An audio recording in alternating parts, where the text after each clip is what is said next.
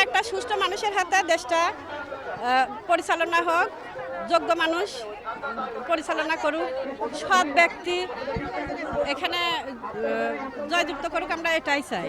দাঁড়িপাল্লা সে কোরআন মোতাবেক দেশটা পরিচালনা করবে, তার প্রতি আমাদের বিশ্বাস আস্থা আছে। এই কারণে আমরা ন্যায় ইনসাফ ভিত্তিক সমাজ প্রতিষ্ঠা করবো এবং নারীর যে অধিকার, ইসলাম যে নারীর অধিকার দিয়েছেন সেটা ইসলামে এতদিনও পাইনি।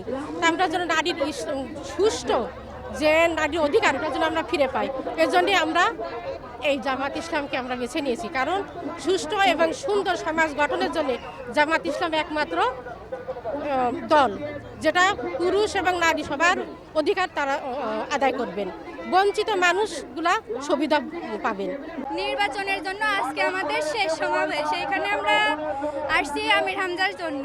আমরা চাই সবাই ন্যায় ইনসাফের পক্ষে থাকুক, আগামী বাংলাদেশ যেন সুষ্ঠু শান্তিভাবে জনগণ থাকতে পারে এবং ন্যায় ইনসাফের জয় হোক।